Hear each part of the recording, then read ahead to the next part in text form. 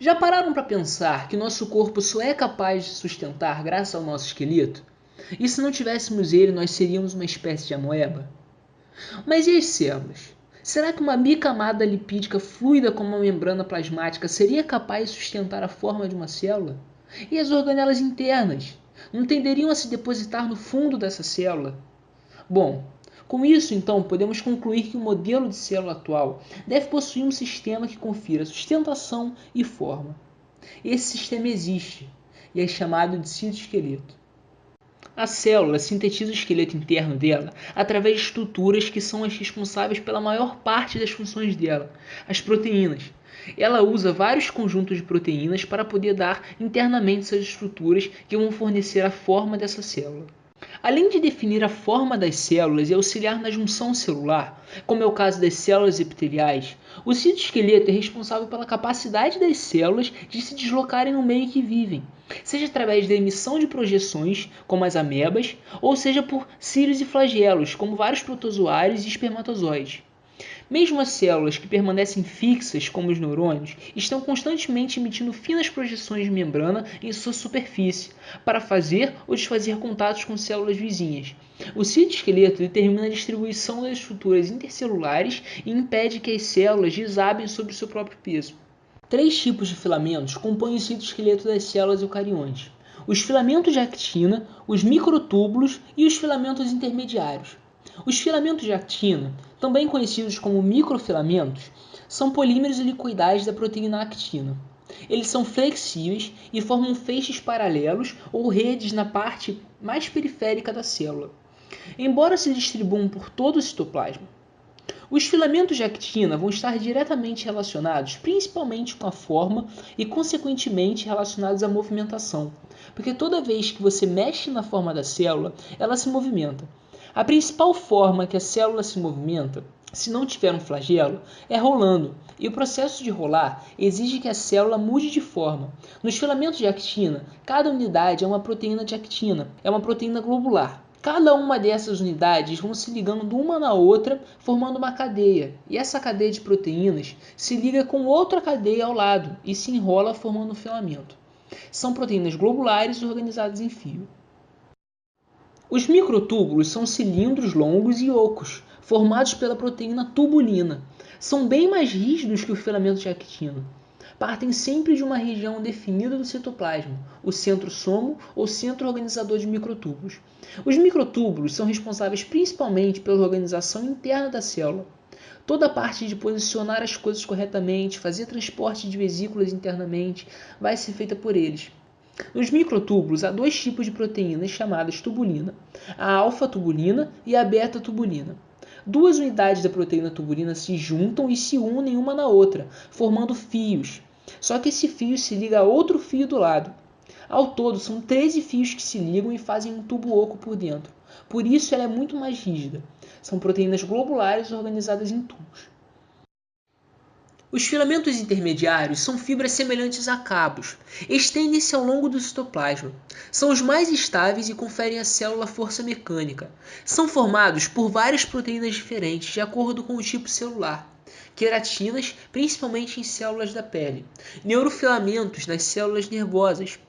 Vimentina, muito comum em todas as células que não são filamentos. Lâminas são um tipo especial de filamentos, vão formar a lâmina nuclear, que é o filamento que faz a carioteca. Nos filamentos intermediários, se tem uma proteína que, em vez de ser globular, ela é esticada e fibrosa. Formando uma fibra, elas têm vários pontos de interação umas com as outras, principalmente se ligar várias dessas proteínas, formando feixes de interação. Por isso, o citoesqueleto, formado por filamentos intermediários, vão ser muito mais difíceis de romper, mas ele ainda é esticado e maleável. Superfícies elásticas suportam muito mais força de tração do que superfícies que são rígidas. Poder fazer essa deformação é importante para aguentar as forças de tração. Os filamentos citados do citoesqueleto, além de se movimentar em certos momentos, são necessários para se remontar de acordo com a situação. Ou seja, Eles conseguem desfazer e refazer suas ligações que unem as moléculas que os formam, como a actina e a tubulina. A polimerização é quando as moléculas que constituem o filamento se ligam e fazem com que ela cresça, e a despolimerização é quando essa ligação é desfeita. Os monômeros são liberados no citosol, o que encurta o filamento. No filamento de actina, isso ocorre devido à ligação de monômeros de actina livres no citosol, chamada de actina G, e se ligam com ATP e ganham energia para formar o filamento. Nesse caso, ainda não se sabe ao certo como isso ocorre com as actinas monoméricas, mas tudo indica que ocorra a formação de trímeros de actina, com o auxílio de proteínas regulatórias, e após isso se ligam ao filamento. Quando essa ligação é realizada, o ATP é hidrolisado e vira ADP, resultando na dissociação dessa molécula e encurtando o filamento de actina. Se a adição de subunidades de actina ao filamento é mais rápida que a hidrólise do ATP, o filamento irá crescer. Caso a hidrólise for mais rápida, esse filamento irá reduzir. Vale lembrar também que as subunidades se organizam de modo que uma extremidade seja diferente da outra, uma sendo chamada de positiva e a outra de negativa. A extremidade positiva é onde ocorre a polimerização e a despolimerização com maior velocidade. Já nos microtúbulos, acontece de um modo diferente, onde as tubulinas alfa e beta se associam logo após a sua síntese e formam heterodímeros no citosol, e que serão as subunidades dos microtúbulos. Essas tubulinas possuem um sítio de ligação com a molécula de GTP, na qual apenas as ligadas na tubulina beta podem ser hidrolizadas. A molécula de GTP favorece a ligação dos dímeros com microtúbulos já existentes, e quando essa ligação acontece, ocorre a hidrólise de GTP e forma um GDP. Como na actina, quando essa hidrólise é mais rápida que a polimerização, ocorre a redução do filamento, e quando é mais lenta, ocorre o crescimento. Quando essa ligação entre um dímero e o filamento é desfeita, o GDP se associa e a subunidade fica livre para um GTP novo se ligar ao sítio e ele poder se reutilizar no filamento. Como parte dessa polimerização, também está a conformação estrutural dos microtúbulos, o que é formado por 13 protofilamentos de tubulinas. Eles são polarizados, pois as suas extremidades são distintas, uma sendo mais e a outra sendo menos. Assim como no filamento de actina, isso ocorre devido às subunidades serem acrescidas na mesma orientação.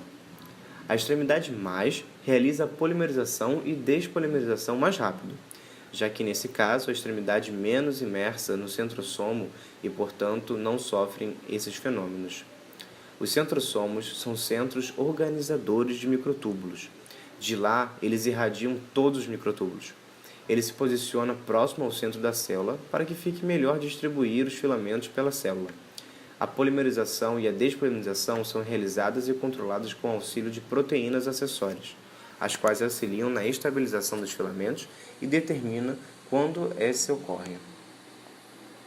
Mesmo o citoesqueleto tendo como funções manter forma, ajudar em migração e transporte, ele não é uma estrutura completamente estática. Em parceria com os filamentos do citoesqueleto estão proteínas que auxiliam não só no transporte, mas também na polimerização e na dissociação de monômeros dos filamentos, sendo de actina e microtúbulos. Essas proteínas, chamadas de motoras e acessórias, realizam funções distintas a partir da hidrólise de moléculas de ATP. Dentro de uma célula pode existir diferentes tipos de proteínas motoras, cada uma com função e afinidade diferente. As proteínas motoras podem ser divididas entre aquelas que realizam transporte interno na célula, encaminhando vesículas originadas de organelas ou da membrana plasmática, organelas delimitadas por membranas e até enzimas, como é o caso da helicase, que corta o DNA para que o RNA seja formado. Cada tipo de filamento de actina ou microtúbulo possui seu tipo de proteína motora, como por exemplo miosina, que está presente apenas em filamentos de actina, e a cinesina e dineína, que estão presentes nos microtúbulos. A maioria delas realizam movimentos unidirecionais, devido à hidrólise de ATP. Quando uma proteína motora recebe um ATP, ela muda de conformação, o que faz com que ela se lance para frente no filamento. Ao hidrolisar o ATP e transformar em ADP e fosfato, a proteína muda novamente a conformação, fazendo com que ela se mova. Ao liberar o ADP e o fosfato, a proteína volta à sua conformação inicial e recomeça o ciclo. A movimentação dessas proteínas, como dito anteriormente, podem ser para a extremidade da célula ou para o interior. Isso tudo vai depender da polaridade do filamento e da proteína. Quando esse movimento é em direção da membrana plasmática, ele é chamado de anterógrado. E o movimento voltado para o lado de dentro da célula é denominado retrógrado. Outro tipo de proteína motora realiza a movimentação dos filamentos, como se fossem braços mecânicos que, através da hidrólise da molécula de ATP, realizam movimentações que conseguem puxar o filamento em uma direção, fazendo assim com que eles deslizem pela célula. Esse tipo de movimentação é usado para contração muscular e também para movimentação de flagelos. A miosina é um tipo de proteína que realiza esse movimento.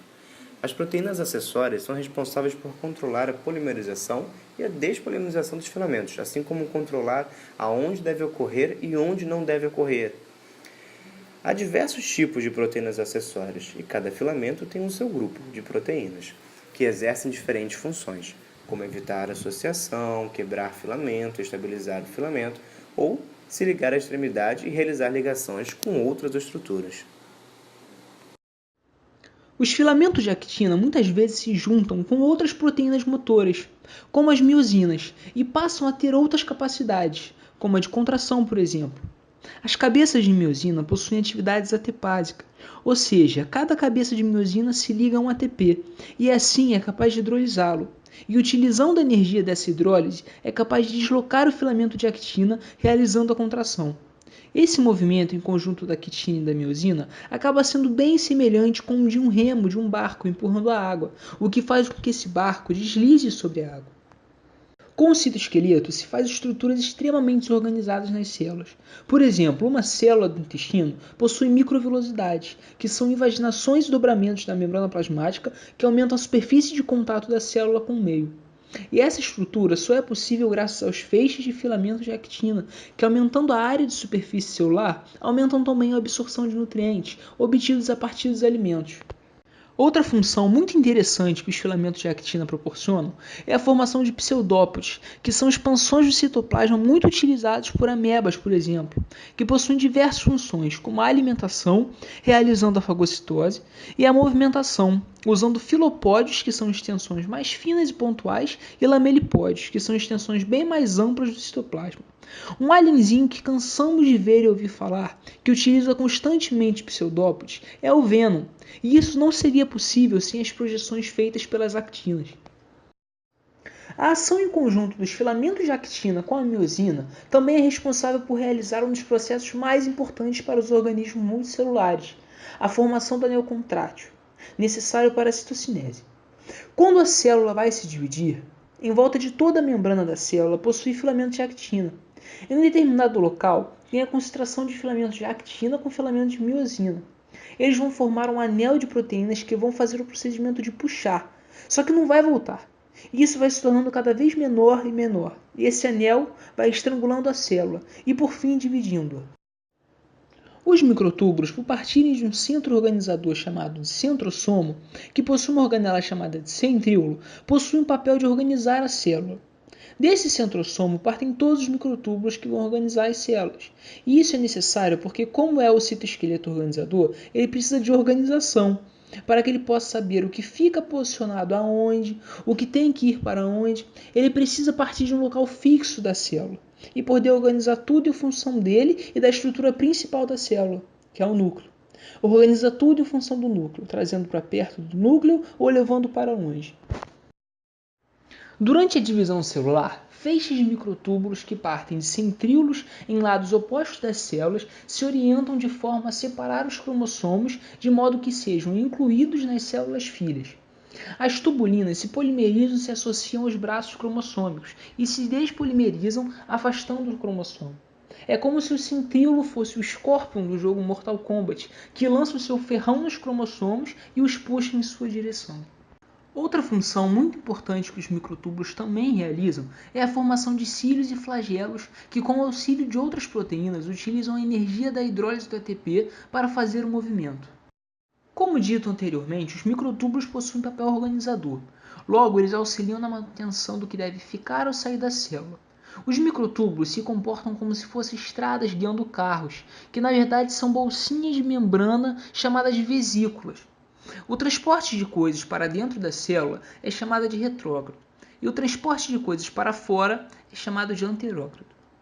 Essa espécie de cabo fibroso chamado de filamento intermediário está disposto em forma de uma rede denominada lâmina nuclear logo abaixo da membrana nuclear interna e estende-se ao longo de todo o citoplasma, conferindo suporte mecânico e resistência às tensões da célula.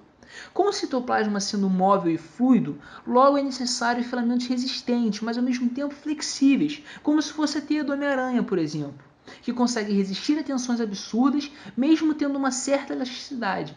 Assim, nesse sentido, garante a integridade de uma célula durante um choque mecânico e a do navio que está se rompendo. Os filamentos intermediários conferem adesão a tecidos epiteliais, por exemplo, em parte pela ancoragem dos filamentos intermediários em regiões de contato célula-célula, chamadas de desmossomos, ou em regiões de contato célula-matriz, denominado hemidesmossomos. Os filamentos intermediários mantêm as células presas umas das outras e dão resistência às forças de tração no local.